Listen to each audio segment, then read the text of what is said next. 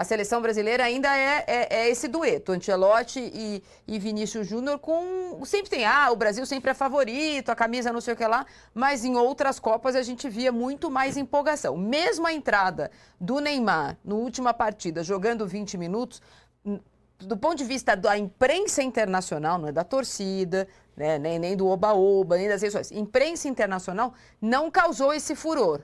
Né? Não se olha para aquela entrada do Neymar, por exemplo, eu li hoje, por exemplo, os jornais da Espanha, da Inglaterra, felizes com a classificação do time deles, não tem lá, no próximo jogo com o Neymar ninguém segura. Não está sendo tratado dessa forma. A gente ainda vê uma cobertura pautada mais friamente, mais serenamente no Vinícius Júnior, considerado esse sim um ET na imprensa espanhola, e no caso do Carlo Ancelotti por ser esse técnico.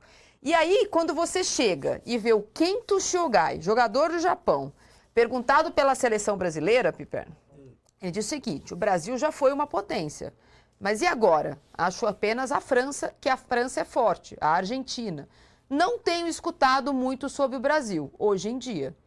Também sobrou para o Neymar. Perguntaram para ele sobre o craque brasileiro ter feito gols contra o Japão antes, em outros momentos. Ele respondeu: não é o velho Neymar? Está tudo bem agora. Quer dizer, ele não sei se incomodado com o que falou o Ryan, que não conhecia ninguém, essa entrevista foi depois. Não sei se empoderado pelo melhor momento do Japão nos últimos tempos, desde que os samurais começaram a lutar lá. Eu não sei o que é, mas, Piperno, ele estava afiado ontem, podia convidar ele para participar do programa, até dava para ele apresentar.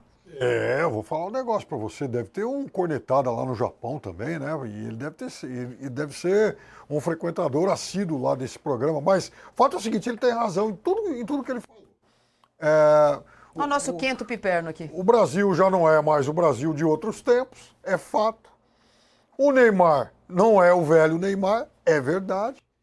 E é claro também que o Japão deve ter ficado um pouco incomodado pelas declarações do menino Ryan, que é um garoto, foi exposto, só que tem uma coisa também, e é algo que eu cobro demais do jogador brasileiro.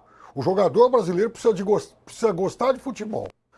Ele gosta de estar em campo jogando bola, mas ele não gosta de futebol. Porque é o seguinte, totalmente. Hoje em dia não tem desculpa para o cara não avaliar, não analisar o adversário dele. Os jogos estão lá no streaming, tudo à disposição.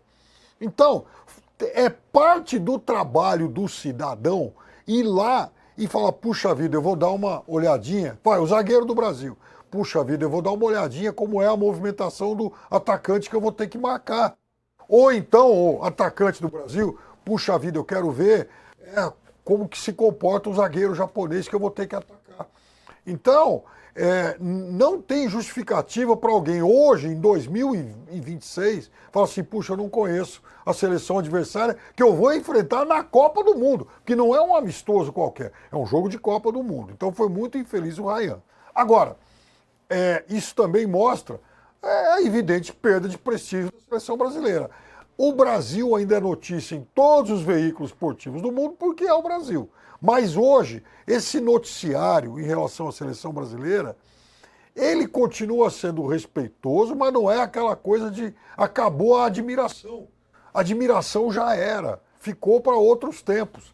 Essa geração do Brasil, ela continua merecendo respeito, mas não desperta aquele tom de reverência de outros tempos. Isso mesmo. Eu vou te passar a bola, sabe por quê? Eu acho que tem uma coisa também. As últimas eliminações do Brasil são eliminações em que a tal da aura brasileira não apareceu. O Brasil não foi eliminado em 2018 pela França, que foi campeã do mundo. Ele foi eliminado pela Bélgica.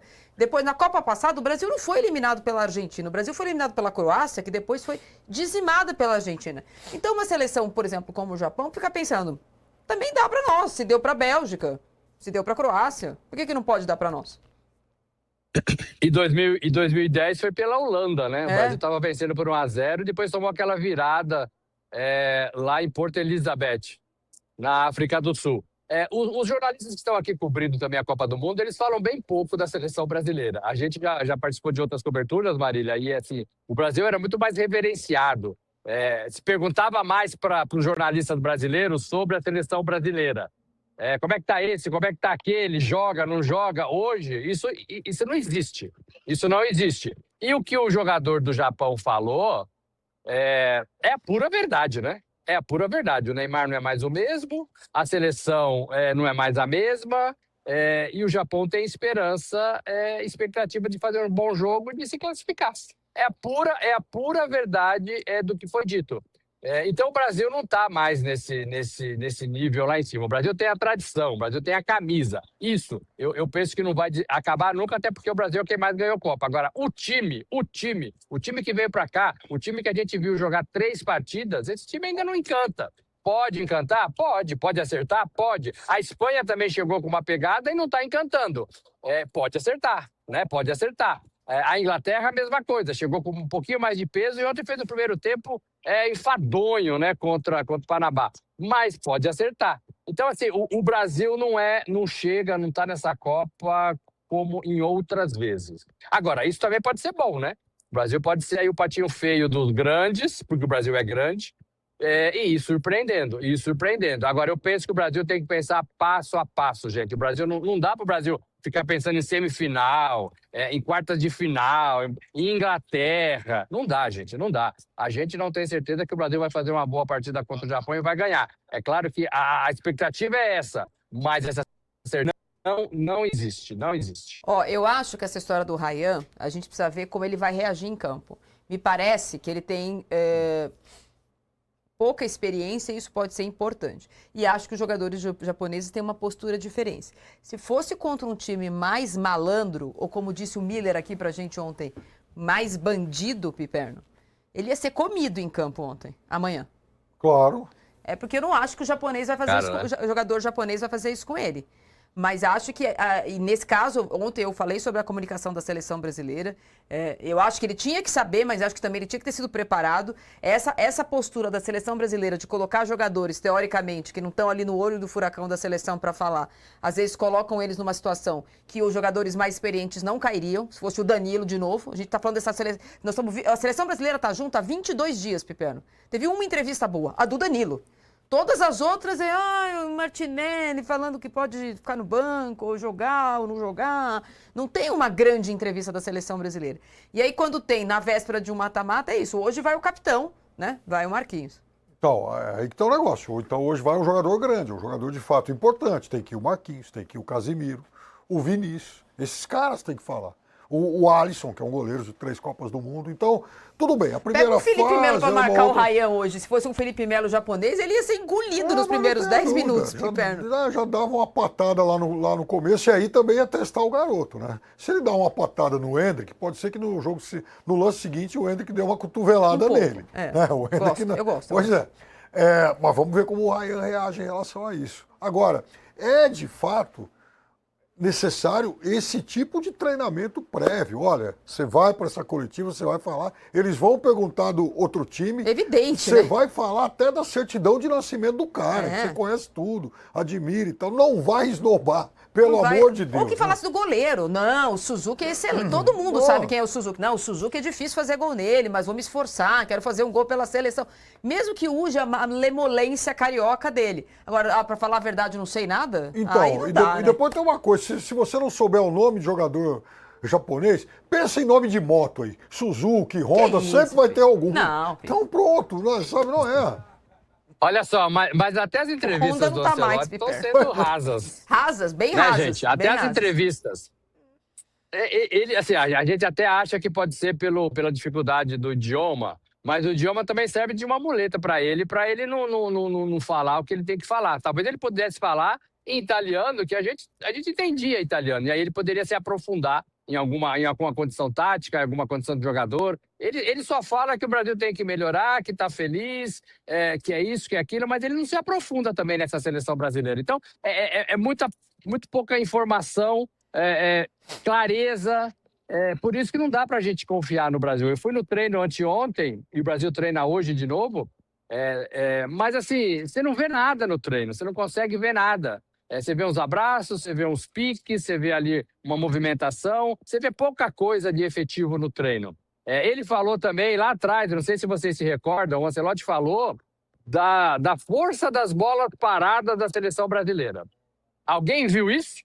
Não. Alguém viu alguma força das bolas paradas da seleção brasileira? nas 3 partidas que o Brasil fez, Não, eu não vi. Por isso que eu até falei. Vi uma tentativa. Não tem uma jogada. A gente viu, por exemplo, Portugal contra quem foi aquelas 3 jogadas? O Cristiano Ronaldo fez gol. Foi contra... O jogo do meio lá que Portugal fez contra o Uzbequistão, né? Uzbequistão. As primeiras 3 faltas de Portugal, eles bateram de 3 formas diferentes, ensaiado. O Brasil não tem uma batida ensaiada. Uma tentativa que eu vi foi um cruzamento de escanteio no primeiro pau para aquele desvio manjadíssimo, né? Manjadíssimo no futebol mundial, para ver o que acontece depois. Mas eles estão ensaiando isso desde uma madeira, né? Não é o Ancelotti que ensaiou isso. Exatamente. Desde o Sub-12, né? Desde o Sub-12. Aí não precisa do técnico mais caro da Copa. Quando tem força para a bola chegar lá, né? Sub-12 que a quadra é menorzinha. Força para a bola chegar ali. É menorzinha. Mas ontem a gente viu gols da Argentina de falta, de jogadas ensaiadas, de jogadores que ficam na barreira e se abaixam e a bola vai ali. A gente viu isso ontem na Argentina, com o time reserva, né? Com o time reserva. Depois o Messi entrou e também fez a mesma coisa. Então, assim, tá faltando, gente. É por isso que tá todo mundo meio apreensivo, meio com o pezinho atrás. Primeiro porque a gente já tomou pau nas últimas Copas do Mundo. Para, teoricamente, adversários que o Brasil tinha condições de jogar e de ganhar. Agora a gente está desconfiado pelo rendimento do time. Eu acho que, neste momento, nesta Copa, a maior desconfiança do brasileiro é em relação ao rendimento do time. A gente não sabe o que esse time pode entregar. Será que é isso que a gente viu contra a Escócia, que é o limite que esse Brasil pode entregar? A gente tem dúvidas se consegue subir um pouquinho mais, até porque a gente foi buscar no banco o Neymar, né? A gente não pôs para jogar o Luiz Henrique.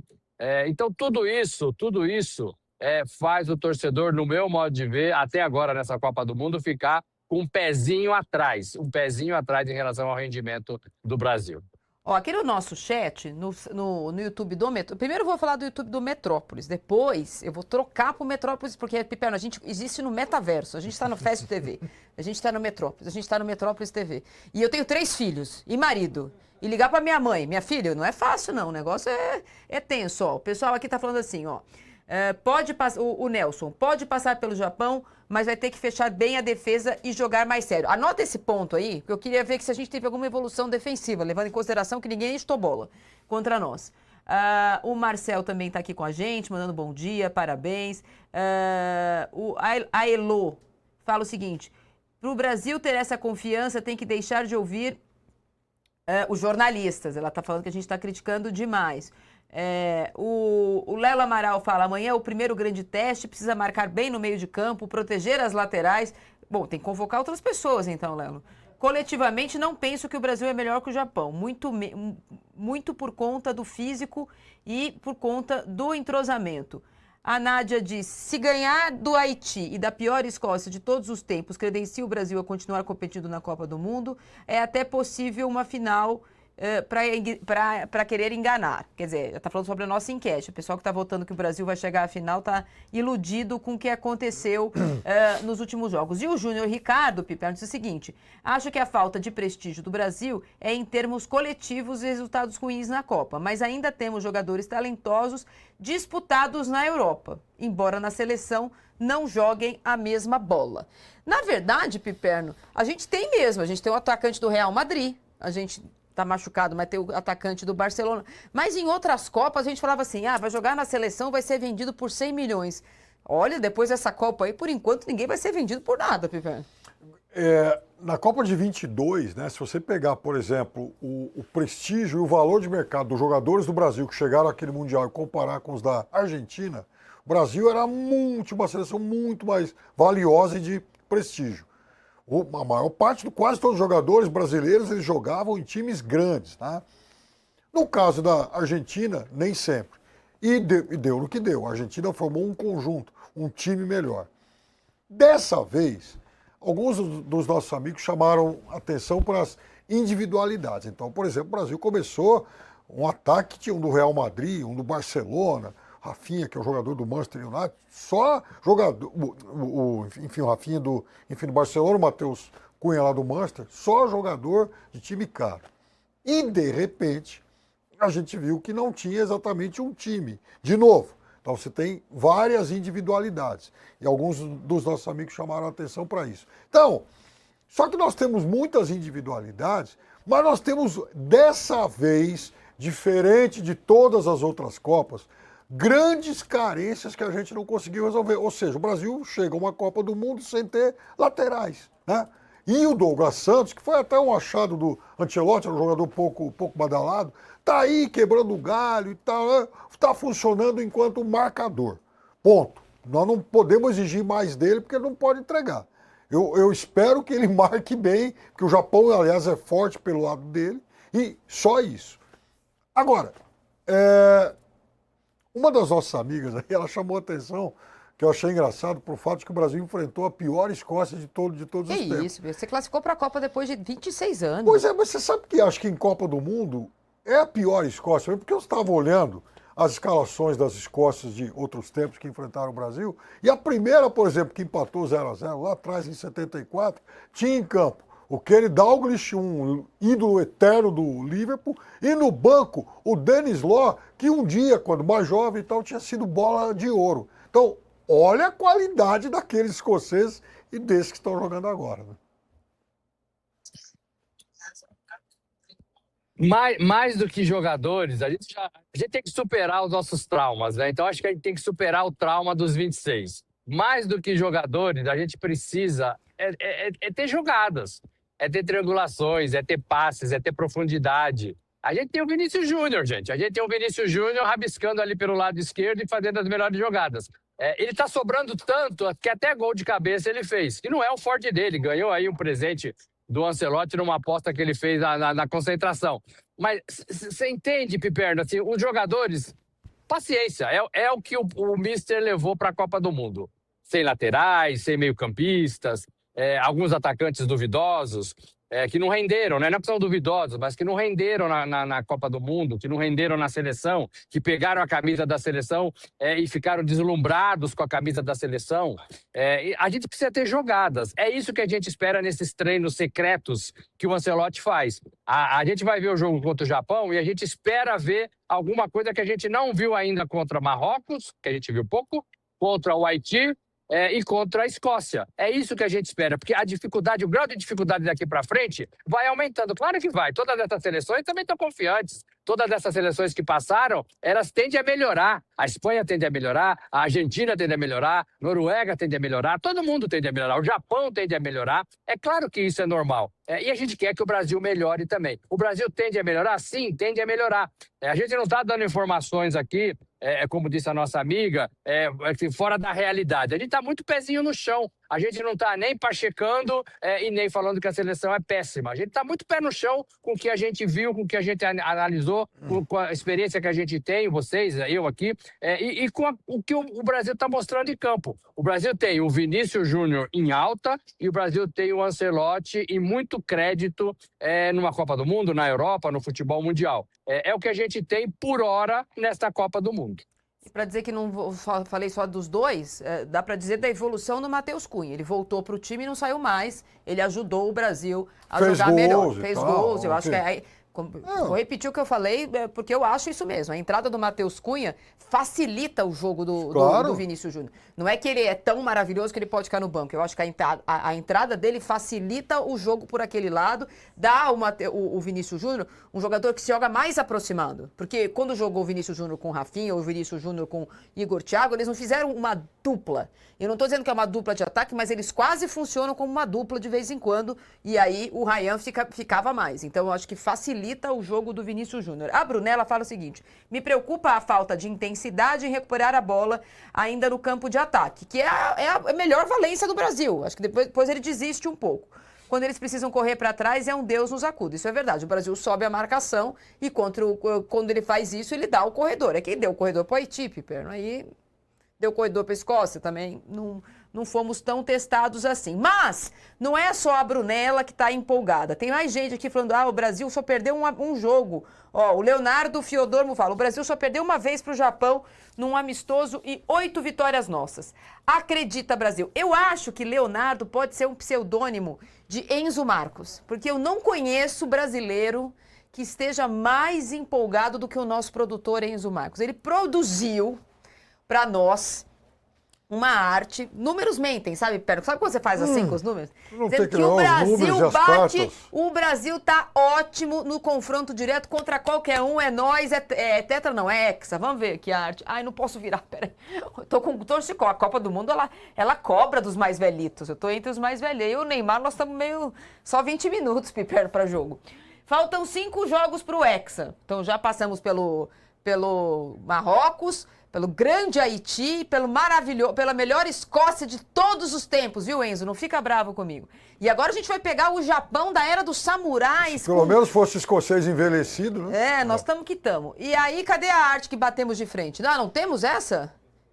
Não entendi errado, então? Entendi errado, mas segundo ele, no mata-mata é nós, Piperno. Então, mas aí que tá o negócio, sabe, a história, toda essa antologia de recordes, tal, isso não vai entrar em campo agora. O que vale é o novo. Então, o Brasil perdeu em 22 para um emergente da bola, um país novo, né? Enfim, a Croácia virou país outro dia. Aí.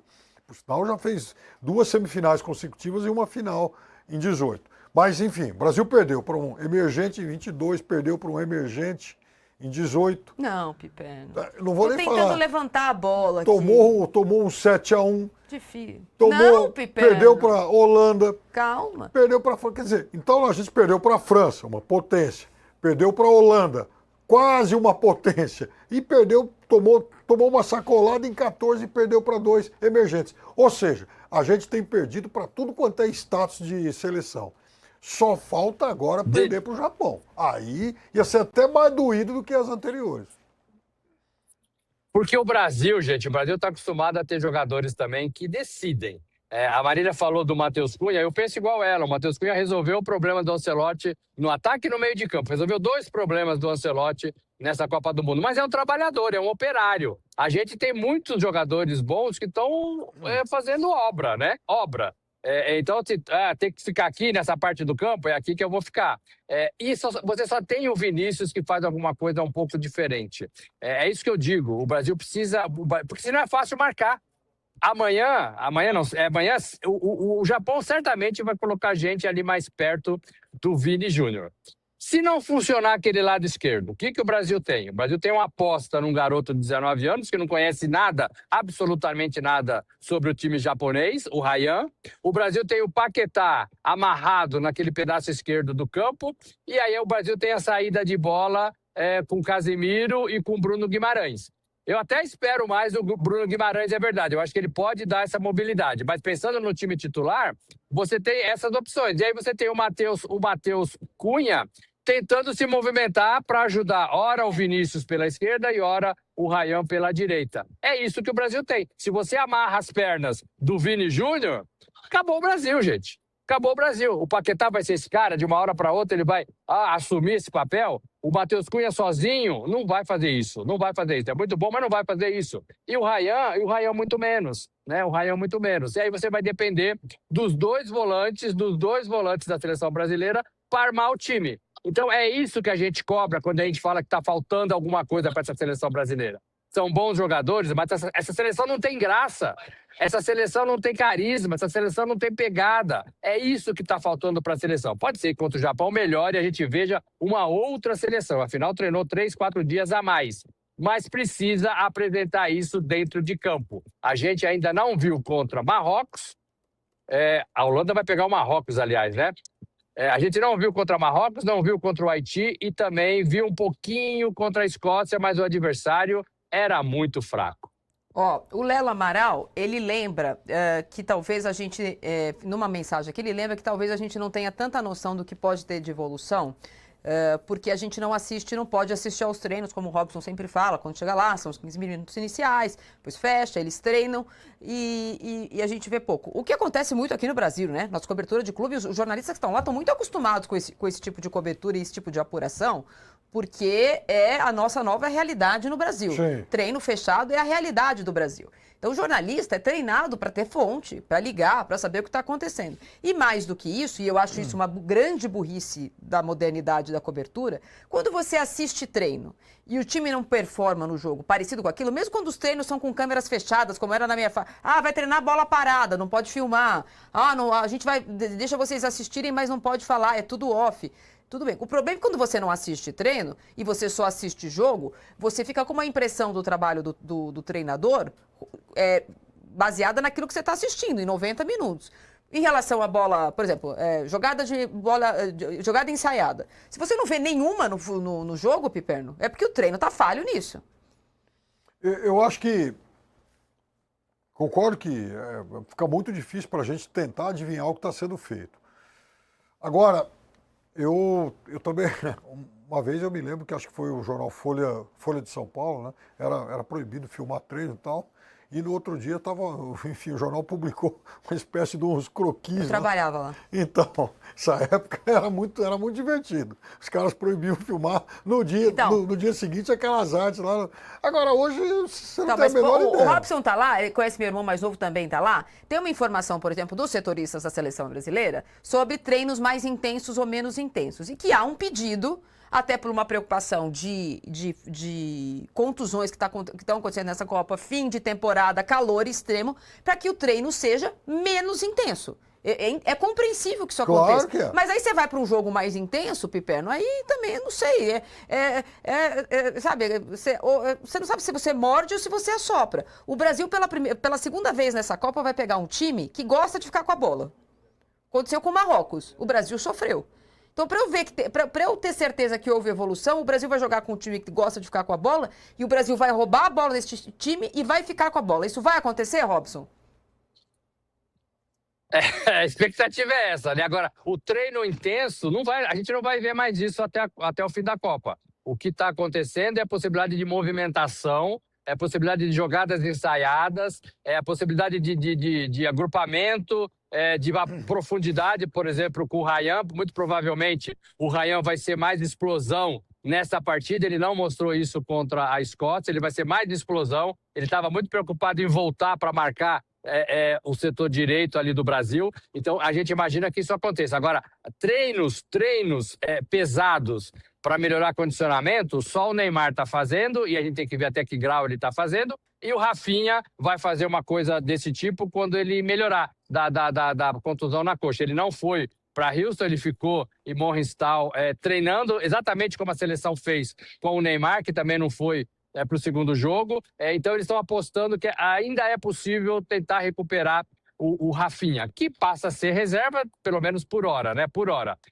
Mas a gente não sabe se isso vai acontecer. Mas o que vai acontecer na seleção são essas movimentações. Não vai ter mais treino intenso. E a gente tem que colocar na roda, Marília, Piperno, amigos, mais dois fatores que costumam derrubar o Brasil.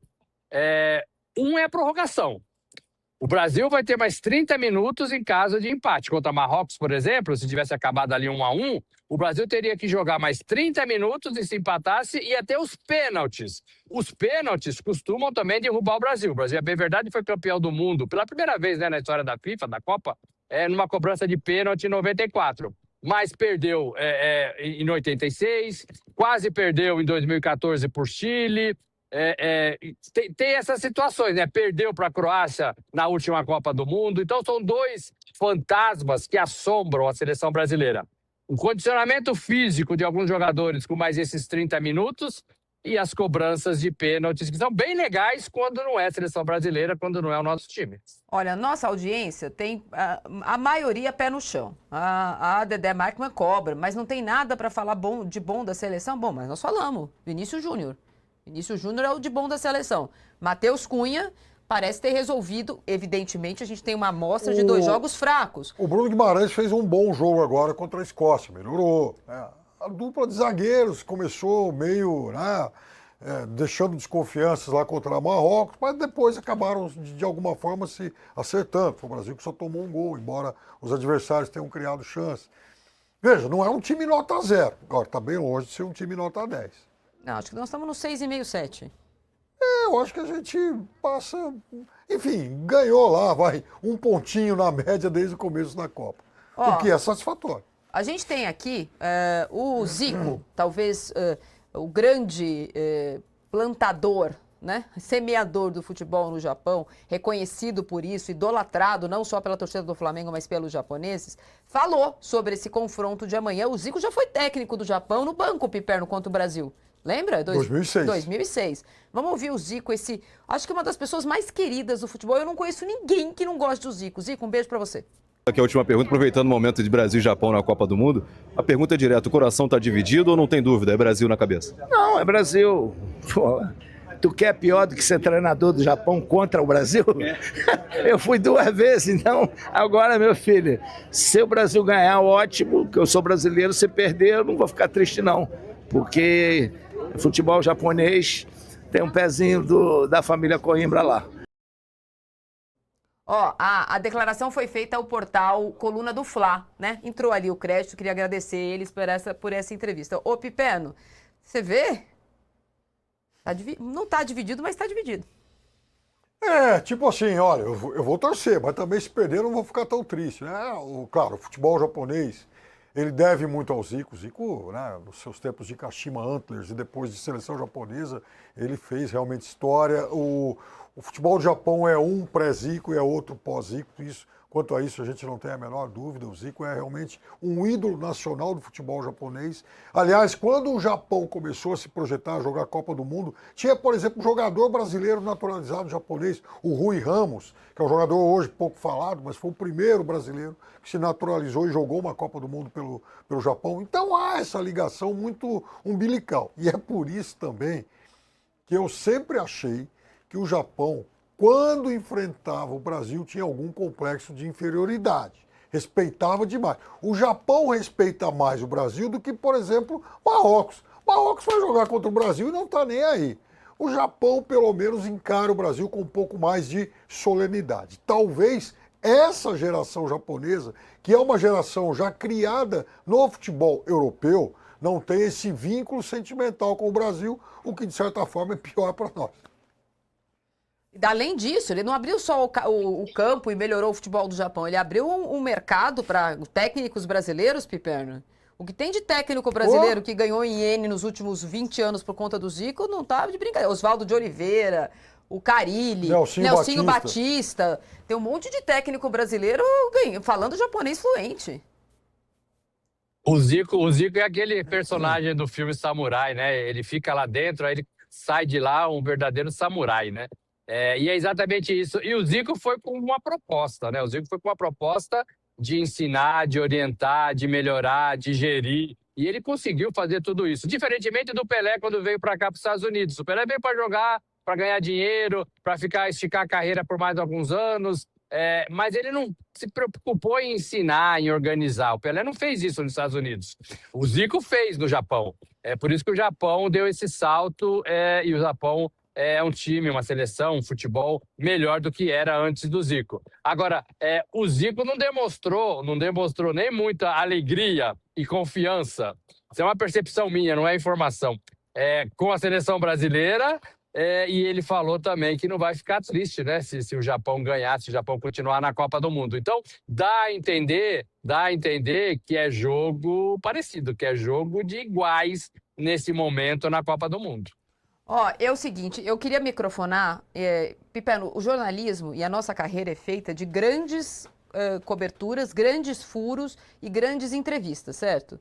Infelizmente, tecnicamente, agora eu não vou conseguir, mas eu descobri o único brasileiro que não gosta de Zico. Quem? Acabei de ouvir dizer que no Twitter, nesse momento, há uma pessoa, que eu não posso revelar o nome ainda, porque eu não sei se é em on ou em off, que gritou no meu ouvido assim, não gosto do Zico, ele perdeu o pênalti em 86.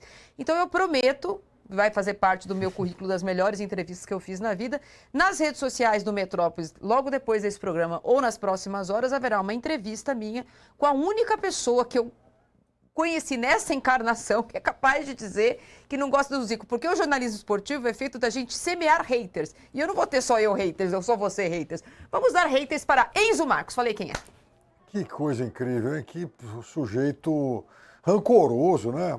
Foi um pênalti. Depois o Brasil, na decisão por pênalti, perdeu mais 2. Aliás, o Júlio César bateu um pênalti na trave lá, que a trave tá balançando até hoje, segundo a lenda aí, né? Muito bem. O Sócrates também perdeu, né? O Sócrates também perdeu e foi um excelente jogador. Nesse jogo contra a França. Falando em jogador machucado na Copa, e o Zico foi machucado para aquela Copa, e aí se preparou para jogar essa partida, né? Principalmente contra a França, ele joga esse jogo e faz perde um, depois faz o outro. A verdade é que se tivesse feito durante o jogo, um tiro pros pênaltis, aquela história toda que ficou marcado. O Enzo não tinha nem nascido, mas ele semeia esse ódio, deve ser da outra encarnação, vai ver que ele tava lá. Vai ver que ele estava no México, sei lá. E aí ele tem esse problema com o Zico. Mas a verdade é que a gente tem um jogador machucado. Agora temos 2. Mas temos um. E eu vou falar para vocês que eu achava que o efeito Neymar na Copa seria uma pressão muito maior para o Ancelotti do que ela está sendo. Eu não sei aí, Robson, porque evidentemente tem a coisa midiática, as fotos, ele ter aparecido. Mas aqui no Brasil, ele jogou então 20 minutos. E não há a conversa de que o Neymar pode ser titular nesse jogo. Não há. Também não, e o Ancelotti deixou muito claro isso quando conversou com o Neymar antes daquela convocação do dia 18 de maio. A comissão técnica da seleção brasileira, ela teve essa preocupação. O Ancelotti entendeu que o Neymar deveria estar na Copa, mas ele não teve garantias, não teve confiança de que o Neymar, primeiro que ele estivesse 100%, a gente descobriu, e ele próprio talvez, descobriu que o Neymar não estava 100%, como disse o médico do Santos e o presidente do Santos. Não, ele joga, a próxima partida ele está lá jogando. Não foi verdade, a gente viu quanto tempo ele ficou esperando e tentando se recuperar. Mas ele entendeu, o Ancelotti, com todo o seu conhecimento, com todo o seu carisma, com toda a sua passagem pelos clubes da Europa, de grandes clubes, ele entendeu que deveria levar o Neymar. Então ele teve uma conversa com o Rodrigo Caetano sobre o Neymar. Neymar, é assim assado. Você não vai ser titular, você vai ser reserva. Eu preciso que você se recupere, eu preciso que você entre em forma. Eu preciso que você seja menos badalado e que você não tire o foco dos jogadores da seleção brasileira. E parece que o Neymar entendeu tudo isso. O Neymar tá bem pianinho perto do que foi o Neymar em outras Copas. Aquela coisa de cabeleireiro, aquela coisa do pai na concentração, da família, tudo que a gente viu nas outras Copas, que foi tudo condenado, né, em relação à competição, em relação à seleção brasileira, o Neymar não tem nada disso, absolutamente nada disso. O Neymar ficou no hotel numa partida em que a seleção jogava. Em outras Copas era impossível pensar isso, mesmo se ele tivesse sem condições de jogar. Então, foi muito bem tratado isso, quase que como num contrato do Ancelotti com o Neymar. Então, o Neymar sabe qual é o papel dele na seleção. O Neymar queria disputar mais uma Copa do Mundo e ele ainda tem a esperança de fazer alguma coisa útil para a seleção brasileira. Ainda não fez. O que me preocupa nessa história toda, Marília, ele é reserva, mas o que me preocupa nessa história toda é que a gente viu nesses 15, 20 minutos contra a Escócia. São os jogadores querendo jogar para o Neymar, querendo jogar em favor do Neymar, buscando o Neymar a todo instante no ataque da seleção brasileira. Isso muda tudo, né? Isso muda tudo. A seleção para de jogar e passa a fazer o que ela vem fazendo para jogar em função de um jogador que está meia boca, que a gente não sabe se aguenta jogar 30 minutos do segundo tempo e mais a prorrogação se precisar. A gente não sabe se ele aguenta jogar 30 minutos da prorrogação e consegue bater pênaltis. Então, a gente precisa avaliar isso no Neymar. E os jogadores precisam avaliar isso também. O que me preocupa não é o Ancelotti em relação ao Neymar. O que me preocupa são os jogadores em relação ao Neymar.